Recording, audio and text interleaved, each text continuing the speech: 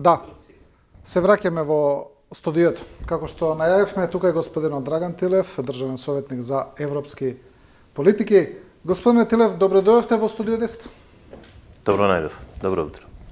Некако после трагедијата во Кочани полека гледаме дека и државата се враќаме и на вообичаените теми, нешто што сме преокупирани веќе подолго време. За жал, не многу успешно, тоа се евроинтеграциите, дали по наша или по друга вина ќе зборуваме, се разбира. Вчера излезе министар за европски прашања Орхан Муртезани со податоци дека почна исплатата на првите пари од предфинансирањето во рамки на инструментот за реформи на раст од Европската комисија. Како што кажа, парите се траншата во висина од 52,4 милиони евра или 7% од вкупната финансиска поддршка која е наменета за Северна Македонија од 750 милиони евра. Можеме ли малку за почеток да објасниме за гледачите што значи ова во пракса? Пред се, благодарам на поканата, уште еднаш и се разбира, бидејќи ова е моје прво појавување на телевизија, не можам да започнам да говорам за било која друга тема, а претходно да не изразам длабоко сочувство за најблиските, за изгубените животи, огромен број на изгубени животи, огромна трагедија. И се разбира сите оние чекори кои потоа мора да следат.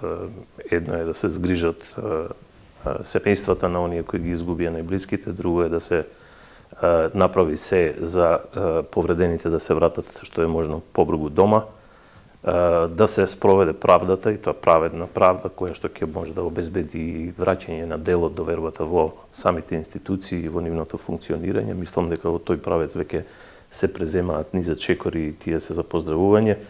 Треба потоа се разбира мерки, низа на мерки кои што ќе треба да обезбедат и некое смирување на ситуацијата и санација, ако воопшто за такво нешто може да стане збор, меѓутоа животот одим понатаму, ќе мора да се санираат тие штети и последици кои што ќе останат ќе остават болка и длабоки траги и лузни во животите и на тие луѓе, меѓутоа и на нивните семејства и на тие и на целата таа општина и околината во која што тие функционираат.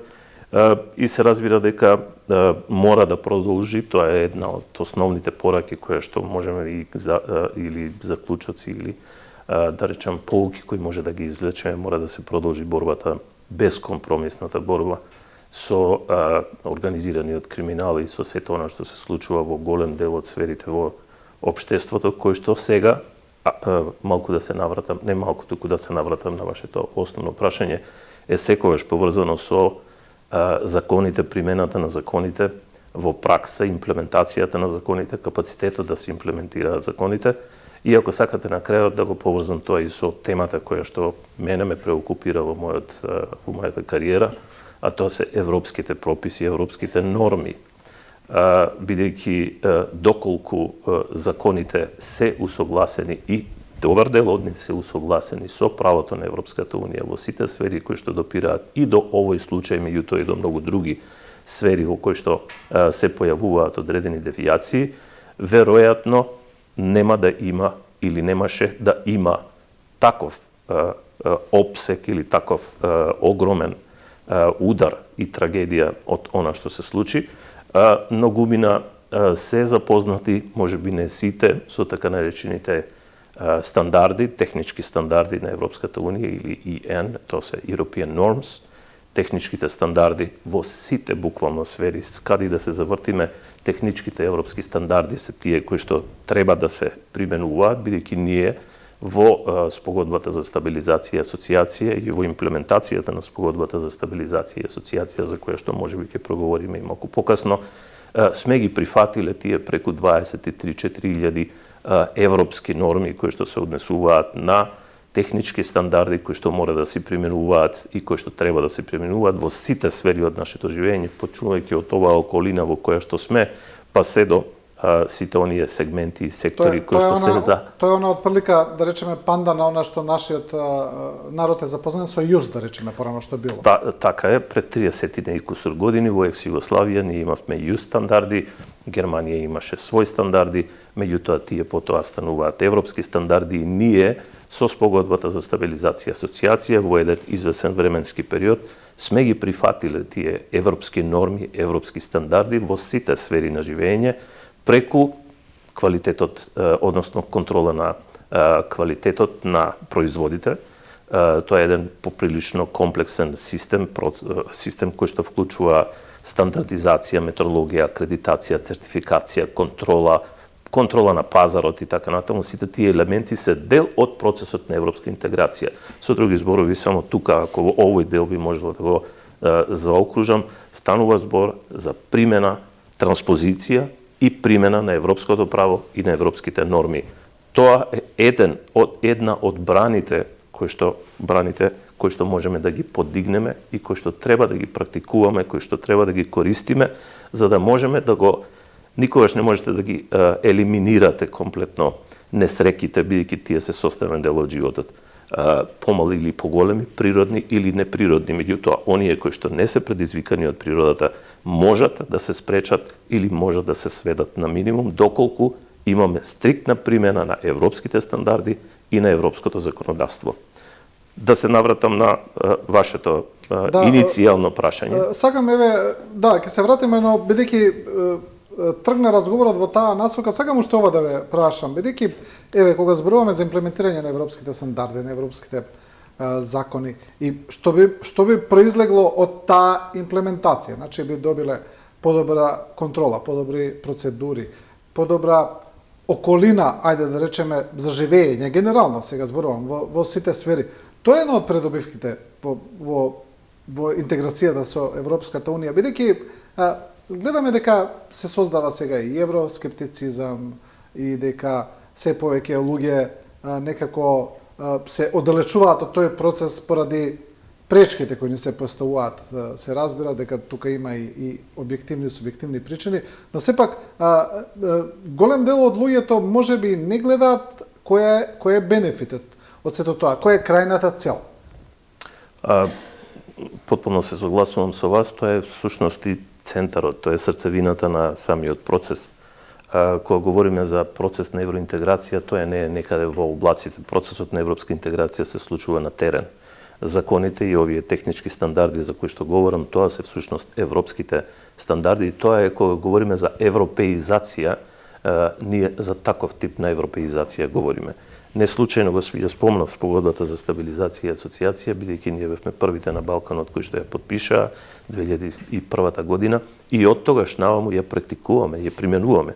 Никогаш ние не сме имале како држава во сите овие 30-25 години колку веќе ја применуваме спогодбата за стабилизација и асоциација, не сме имале прекршување на спогодбата. Ние постојано сме ја практикувале.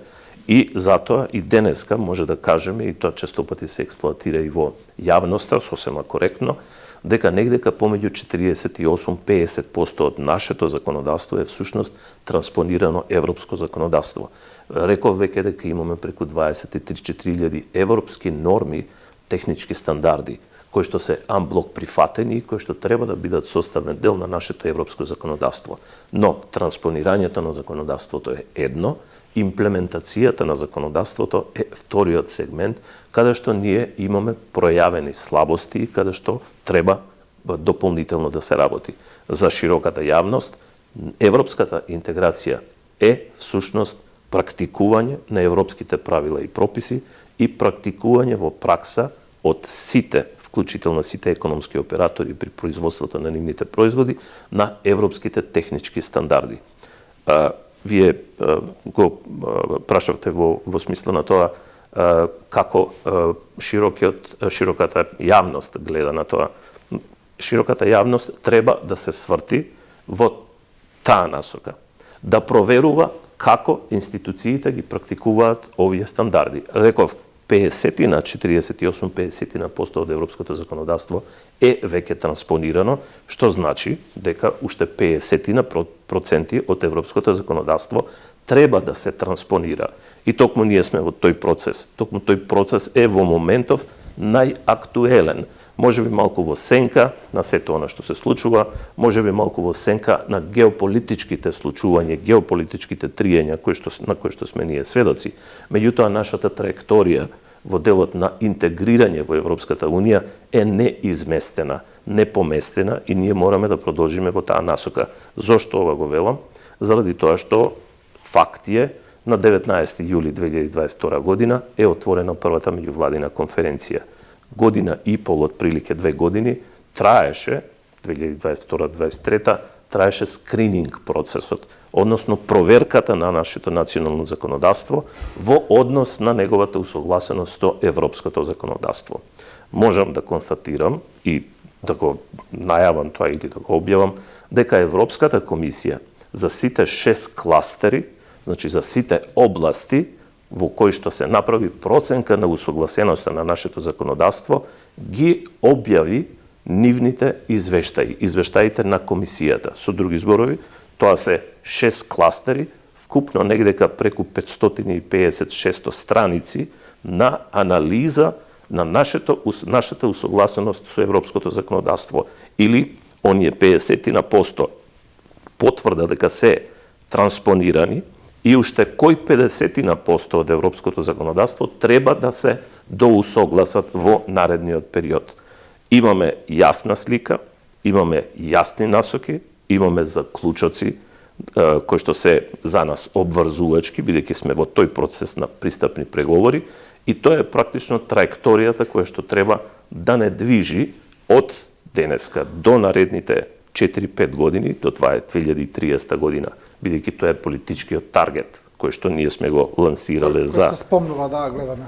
Тој е официјален политички таргет, бидејќи е објавен на првата меѓувладина конференција, и тоа е таргетот не за да станеме членка на Европската Унија, туку да целосно се усогласиме со правото на Европската Унија, токму со тие правила на Европската Унија и со техничките стандарди.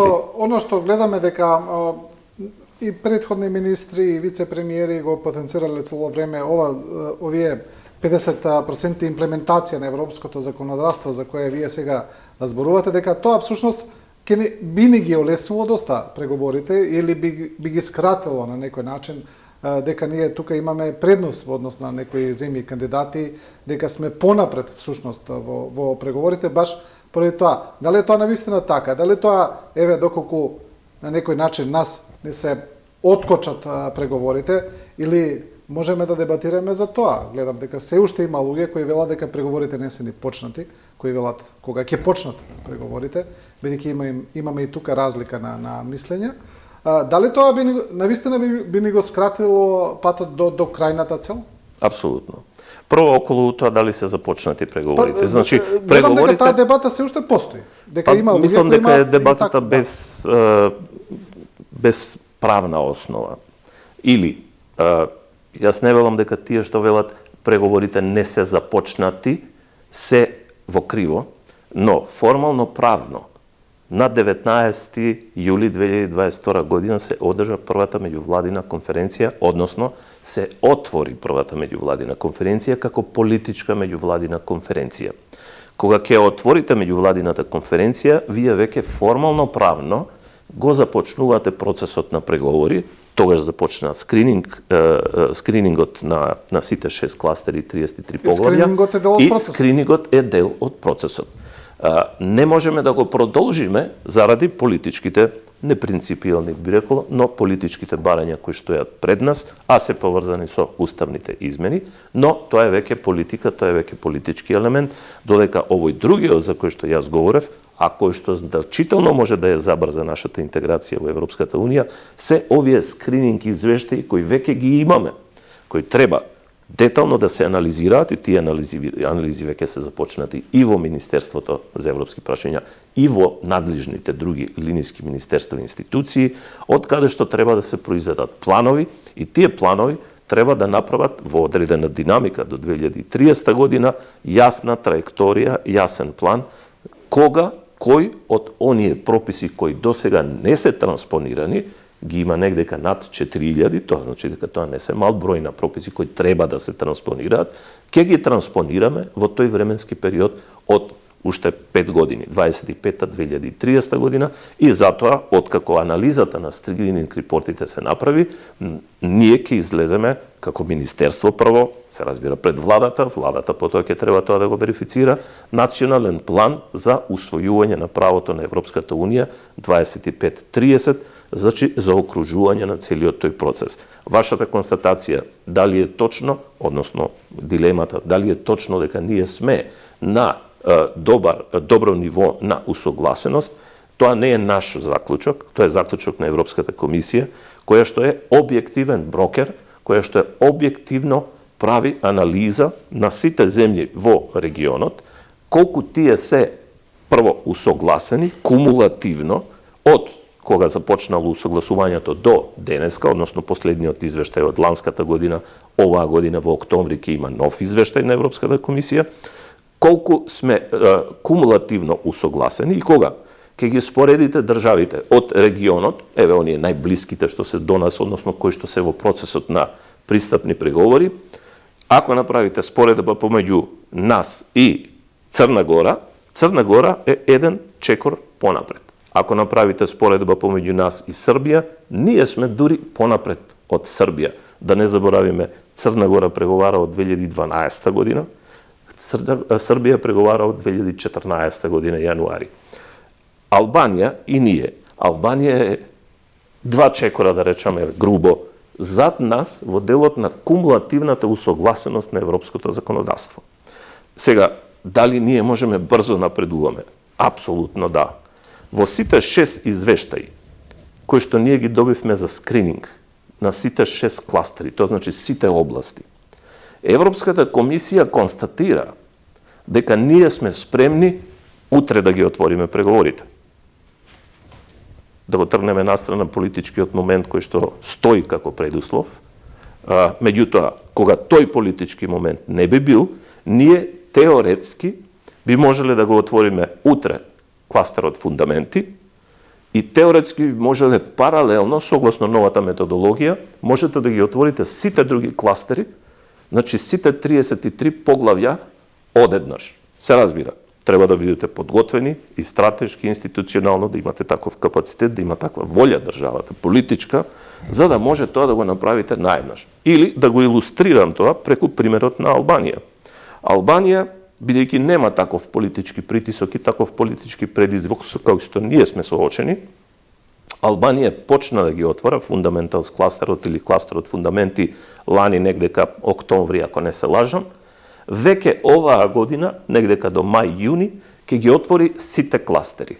Бидејќи фундаменти кластерот е отворен, пречка за отварање на другите кластери нема и тие веќе до средината на оваа година ќе ги имаат, најверојатно, ќе ги имаат отворено сите кластери. Значи во некои 5, 6, 7, 8 месеци Албанија ги отвори сите кластери поглавја, за кои што на Црна Гора и требаше колку 3-14 години, и на Црна Гора и на Србија и треба 10-11 години.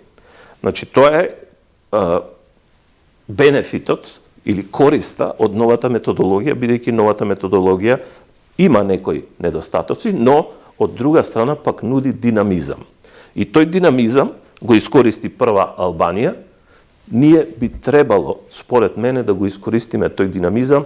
Зошто го велам ова? Ние во моментов мерено сме на исто ниво со Црна Гора, Србија, во тој контекст и Албанија. Они се некаде до половина во преговорите. Но Црна Гора веќе има многу јасен план за затворање на сите поглавја до 2026 година. Албанија има веќе неформален план за затварање на сите кластери и поглавја и кластерот фундаменти до 2027 година, односно 2028 година. Што значи дека тие држави, веројатно и Молдавија би можела да се придружи кон таа група, има некои најави дека и за Украина се претпоставува забрзана интеграција од други геополитички причини, но тој брод се движи и тие процеси на интеграција од геополитички пред се причини ќе бидат забрзани. Ние ќе треба да го фатиме тој талас за да можеме да го забрзаме тој процес и конечно да ја оствариме нашата, често пати велиме, две стратешки цели. Едната стратешка цел беше членство во НАТО реализирано и другата стратешка цел е полноправно членство во Европската унија. Да, ќе продолжиме вака со разговорот, бидејќи подобро е да го ставиме како што тече.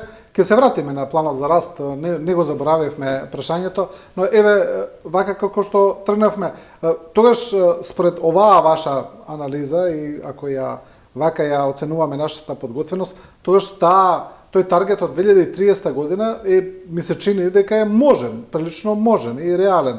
Ако сме така, нели, со таква една подготвеност сега на институциите и докаде сме со преговорите, се разбира доколку го тргнеме оној политички момент со Бугарија. Да, апсолутно се согласувам со вас. Дури ако ова што претходно го елаборирав, го земеме примерот на Албанија, која што велам, во кумулативната усогласеност во европското законодавство е 2 чекора зад нас. Ако таја успеа да го отвори кластерот фундаменти и другите кластери ќе успее да ги отвори до средината на оваа година и има план да го затвори комплетно целиот процес на пристапни преговори до 2027-2028, потоа следи процес на ратификација и така натаму, тие реално можат до 2030 година веќе да се полноправна членка на Европската унија. Истото можеме ние да го направиме, бидејќи, велам, сме понапред, значи можеме полесно да го постигнеме тоа ниво и можеме побрзо да го транспонираме европското законодавство кај нас. Тука има еден момент јас често пати го потенцирам, ентузијазам. Значи мора да постои ентузијазам. Кога правите длабоки реформи, реформите се поврзани со атмосферата во самото општество. Ако општеството тендира или пледира да ја исполни таа стратешка цел, се фокусира на таа стратешка цел, се разбира, ги имаме во предвиците промени кои што се случуваат, не е само процесот на пристапни преговори, има многу други нешта што се случуваат и околу нас и внатре, што мораме, се разбира, секоја влада, собрание, сите чинители во општеството мораат да водат сметка, но тоа е државна политика и таа државна политика мора да биде насочена кон остварување на стратешките цели. Денеска, утре, задутре, чекор по чекор, меѓутоа стратешката цел не сме да се изгуби никогаш од вид. Вие ќе имаме отстапувања лево и десно, но институциите, ако имате политичка волја, ако имате политичка цел, ако имате стратешка цел која сакате да ја остварите, тогаш институциите мора да се стават во функција на остварувањето на таа стратешка цел со градење на капацитети кои што може да го издржат тој товар на екстра реформи покрај сето што се случува на дневна основа. Овие реформи се екстра, тоа значи дека треба екстра напор и за тоа ви треба ентузијазам. Ви треба некоја цел, ви треба некоја силна политичка волја за да ја остварите таа цел. Да, добро, ја спомнавме Албанија. Кој би бил нашиот, ајде да речеме, политички проблем, доколку Албанија продолжи понатаму, ние останеме заглавени каде што сме. Албанија ја оствари својата цел, како што велите, 2027-2028, а ние останеме тука. Кој е тогаш нашиот политички проблем тука? Јас не гледам политички проблем тука, јас гледам само можеби таложење дополнително на фрустрација, бидејќи сепак се работи за држава која многу покасно од нас ги започна преговори, односно доби кандидатски статус, многу покасно од нас потпиша спогодба за стабилизација и асоциација. Не мислам политички во однос на актуелна влада или партија, туку генерално зборувам. Сега бидејќи тука тоа не е експертско прашање, бидејќи нема за што да разговараат експертите кога сме заглавени, нели? Туку зборувам како во однос на евроинтеграциите, во однос на нашиот однос кон Унијата и тоа е прашање. Само велам, прашањето, одговорот на тоа прашање едноставно е фрустрација, дополнителна фрустрација, бидејќи ние сме соочени со нешто што другите не се бара. Ако ги погледнете преговарачката рамка на Албанија или преговарачката рамка на Црна Гора или преговарачката рамка, не знам, на Молдавија и ги споредите тие со нашата преговарачка рамка, има одредени разлики кои што се наметнати во нашата преговарачка рамка и тука говорам за билатерализација на европскиот процес преку протоколот 2 отсликан во протокол 2 од подпишан од 17. јули 2022 година, отсликан во одлуките на Советот или заклучоците на Советот на ЕУ од 18. јули и потоа пренесен и во политичките позиции, односно ЕУ преговарачките позиции за политичката меѓувладина конференција на 19. Тоа би се во 3 дена многу крупни случувања кои што имаат своја казуалност, тие се поврзани помеѓу себе и на тој начин за прв пат се случи да имаме билатерализација на европскиот процес, на европските преговори и на нашата преговарачка рамка. Тоа можеби не е видливо со голо око, меѓутоа е во позадина на решенијата кои што тогаш беа донесени и тие се товарите кои што се од политичка природа. Јас се она што го говорев од аспект на стручниот дел на пристапните преговори и што може да направиме, што може да се случи, со која динамика можеме да одиме во процесот, доколку политичката пречка биде надмината. Да, добро, доколку еве останеме во ваков еден статус како што го имаме сега во однос на преговарачката рамка и во однос на втората меѓувладина конференција, тогаш прашањето е што ќе правиме ние до тогаш? Еве, бидејќи онака гледам лаечки малку на работата. Тука сме каде што сме, дали ние можеме паралелно да работиме тогаш на имплементација на нормите, на законите? Можеме ли да го, дали тоа некој не го брани? Имаме ли технички проблем да го правиме тоа? Значи, сакам да кажам, да продолжиме ние со усогласување, да постигнеме уште поголемо усогласување со нормите на Европската Унија, можеби така ќе им правиме еден индиректен притисок на Брисел, значи им велиме, видите, вие сега онака карикирам, нели, ние не примате, не поставувате пречки, но ние, еве, се европеизираме сами и чекаме да дојде, нели, на некој начин да се надмине тој проблем. Можеме ли тоа да го правиме? Апсолутно, тоа е вистинскиот правец, тоа е вистинската одлука и тоа е вистинскиот начин на кој што треба да се однесуваме во моментов, бидејќи самиот политички не е проблем, политичката пречка за која што говоревме и ќе оставам настрана, бидејќи тоа е политичка и политичарите ќе се занимаваат со тоа, може да се реши брзо, може и да не се реши толку брзо. Но затоа инсистирам и затоа цело време ги повторувам. Скрининг процесот заврши, скрининг извештаите кои се огромно значење, огромна важност, се веќе познати, тие се од комисијата подготвени. Значи, комисијата точно проценила каде, колку сме усогласени, каде и во која насока треба да се движи усогласувањето. Динамиката ја утврдуваме ние. Кога би имале почнати за пристапни преговори во смисла на тоа дека сме со отворен кластер, фундаменти и така натаму, тогаш и притисокот од комисијата ќе биде многу поголем, бидејќи политичкиот притисок ќе мора да го носи и владата, односно ова или било која друга влада во иднина до 2030 година. Но, од друга страна, не смее да се сопре со реформите, бидејќи реформите се тие кои што го прават општеството или треба да го направат општеството пофункционално, подобро, поквалитетно и поатрактивно за младите луѓе да остануваат тука, да се ги градат своите... Сушно за тоа сакаме да влеземе во Европската Унија. Ние честопати велиме и многу го повторуваме тоа, не е флоскула, тоа е навистина така. Ние сите тие реформи сакаме и треба да ги направиме заради самите нас, заради подобро општество, а не заради само дека Европската комисија или Европската Унија тоа го бара од нас. Дали ние сакаме да бидеме општество по примерот на, не знам, нордиските држави или оние кои што беа успешни од Балтичкиот дел, или земји кои што се многу понапред во развојот од нас. Да, тоа е целта. Сакаме да бидеме подобра економија, подобро општество, пофункционални институции, правосуден систем и се тоа она што го прави самото општество атрактивно. Зошто е атрактивна Европската Унија? Токму заради тие критериуми, токму заради тоа законодавство, токму заради тие стандарди и норми. Ние сакаме да бидеме блиску до тие стандарди и норми. Тоа е целта и на самите реформи. Никако застанување, туку продолжување врз основа на скрининг извештаите кои треба да се преточат во планови и кои понатаму треба да се реализираат. колку побрзо ние ги реализираме, ние ќе имаме поквалитетно и поефикасно и поефективно општество и институции, толку побрзо кога ќе се премавне, ќе се преброди, ќе се премости политичката пречка, ние побрзо ќе може да влеземе во преговорите и да ги завршиме преговорите. Пак ќе повторам.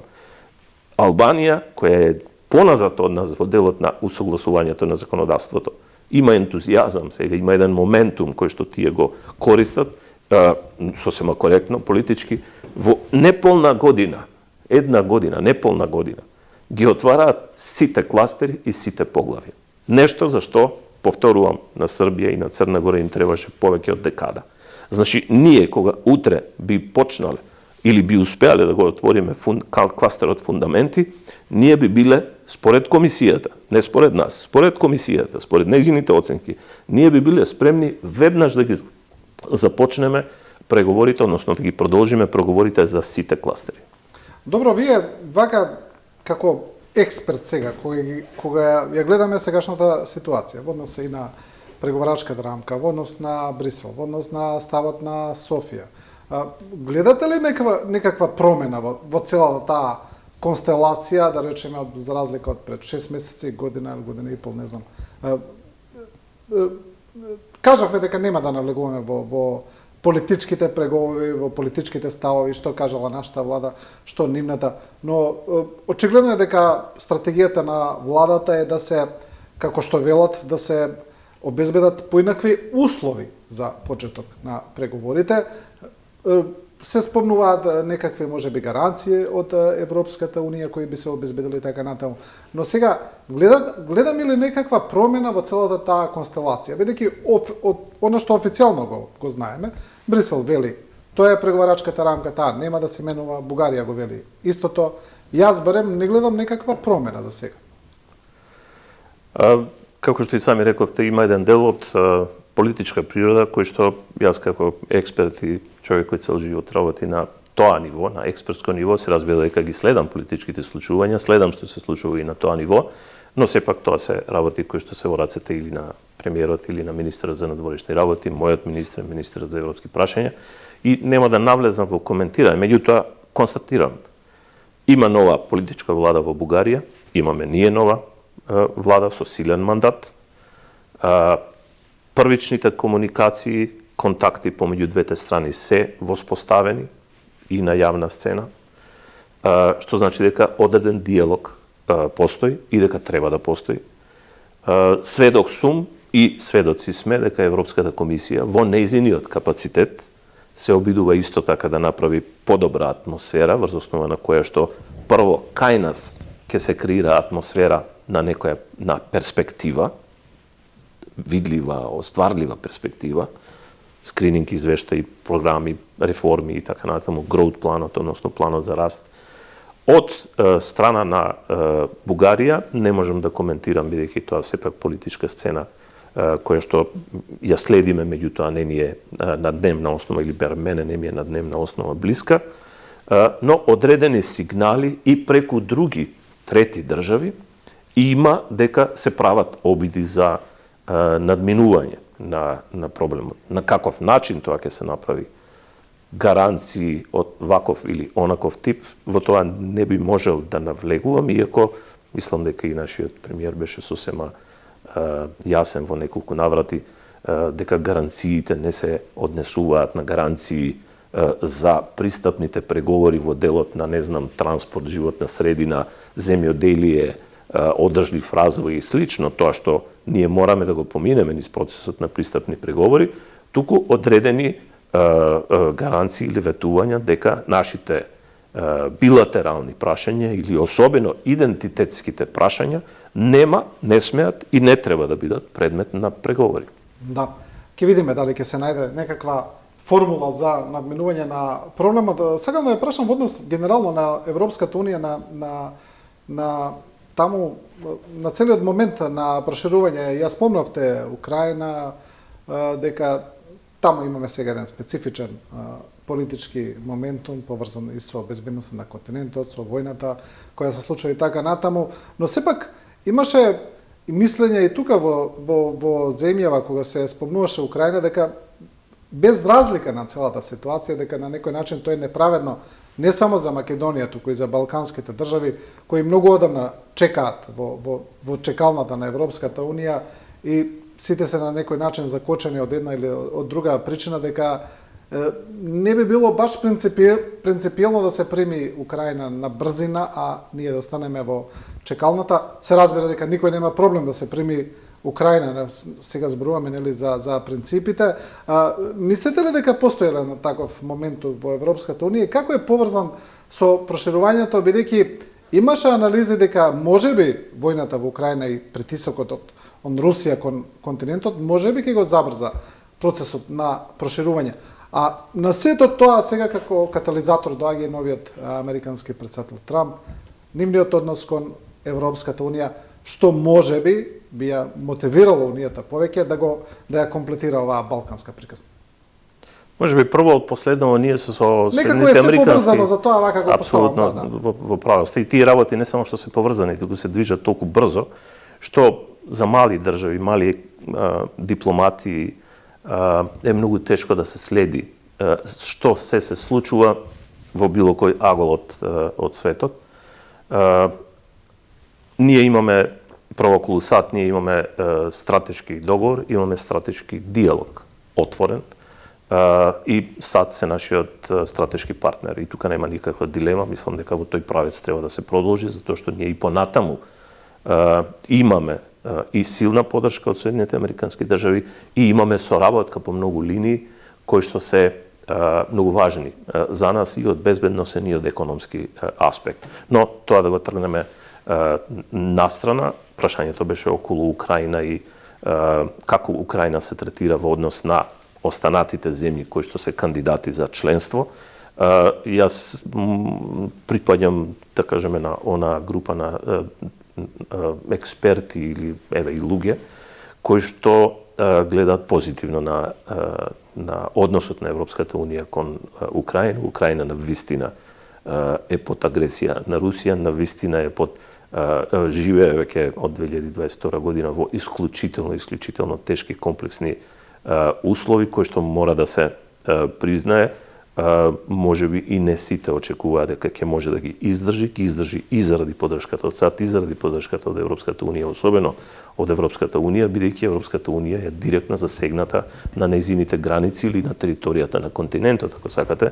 За прв пат по Втората светска војна имало и други војни, меѓутоа војна од таков размер, од таков обем, кој што директно влие на безбедноста на Европската унија и, ако сакате, на иднината и перспективата на Европската унија, бидејќи од тоа дали и како ќе заврши и каков епилог ќе има во Украина, ќе зависи и каков понатаму ќе биде развојот на Европската унија, во кој правец ќе се движи. Украина, тоа многу често пат и претседателката Ван дер Лејен и сите оние кои што се компетентни да говорат на таа тема, го има кажано, да политичките одлуки ќе се носат врз основа на геополитичките интереси на Европската унија и така и се случува, бидејќи се Украина доби кандидатски статус многу брзо ги отвори преговорите, многу брзо сега веројатно ќе го отвори и кластерот фундаменти. Слично ќе се движи можеби уште побрзо и Молдавија, но во многу наврати исто така Ван дер Лејен, односно претседателката Ван дер Лејен јасно и гласно кажа дека оние стандарди, пак говорам за европското законодавство и техничките стандарди, и Украина, исто како и сите други држави кои се во процесот на пристапни преговори, ќе мора да ги исполни. Тука ќе потсетам на еден документ кој што го објави Европската комисија релативно скоро, а се однесува, документот е комуникација на Европската комисија до Советот, Европскиот парламент и другите тела на Европската унија за реформите за предпроширување. Односно реформите кои што Европската унија треба да ги направи внатре, за да може да абсорбира нови земји членки. И многумина кога ќе ги видат податоците, бидејќи мене ми е работа да ги анализирам и тие документи, кога ќе ги видите податоците внатре, ќе видите дека Западниот Балкан е само неколку проценти во вкупниот обем на активности, реформи кои Европската унија треба да ги направи, за да може да ја прими Украина, бидејќи Украина е огромна држава, Украина има огромен земјоделски сектор, кој што е непосредна опасност во однос на конкурентноста за европскиот пазар, поготово за источноевропските држави.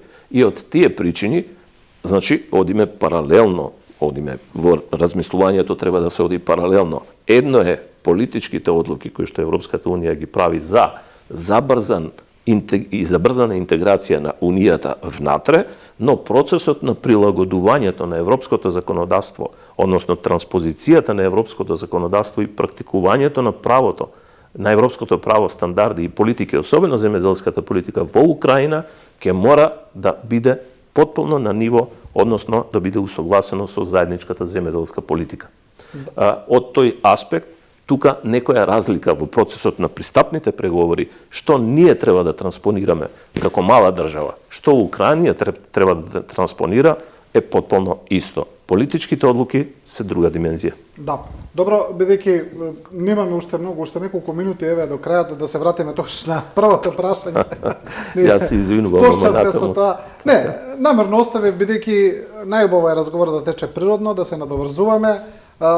И еве се враќаме на тоа. Значи првите пари од првата транша од планот за раст на Европската унија 750 милиони е вкупната рамка, ние добивме 52. Што значи тоа? И сакам да ја прашам во однос на исто така на една дилема која беше поставувана во минатото, дали исплатата на овие пари е поврзано со реформите или не е поврзано? Дали исплатата ќе се стопира доколку некоја реформа не биде направена или не? Бидејќи имаше дилеми и околу тоа. Мислам дека поприлично јасен беше министерот за европски прашања вчера на пресконференцијата, господин Муртезани, кога ја објави веста, дека се пристигнати или уплатени првите 7%, тоа се предфинансирање од вкупниот износ на средства од, вие рековте точно, 750 милиони евра за периодот 2024-2027 година. И таа прва транша е предфинансирање. Со други зборови, јас би рекол, тоа е стимулирање или тоа е добивате средства како стимул да ги забрзате и да продолжите со реформите понатаму. И да покрие одредени трошоци кои што веќе сте ги направиле и од вашиот национален буџет, за да можете да ги реализирате првите обврски кои што беа врзани со декември 2024, односно потоа имаше одредено продолжување до 28 февруари 2025 година. Со други зборови, нема тука никакво условување, тие пари се веќе делот кој што требаше да легне на нашата трезорска сметка, веќе е на трезорската сметка. Тука може би само за да биде појасно, самиот пакет од 750 милиони евра, кој што е за 2024, 5, 6 и 7 година, е во три дела, во три сегмента. Еден дел, грубо да кажеме по една третина. Една третина е заем кој што влегува во нашиот буџет. И тој влегува во нашиот буџет како трезорска државна буџетска поддршка. Една третина од Европската комисија оди директно во VBF или финансиската рамка за Западен Балкан за инвестициските проекти и една третина оди преку нашата сметка како заем, бидејќи ние сме заемобарател, повторно во VBF, односно во финансиската рамка за Западен Балкан, каде што се формира пакет на средства кои што ќе бидат за формирање на нашите инфраструктурни проекти.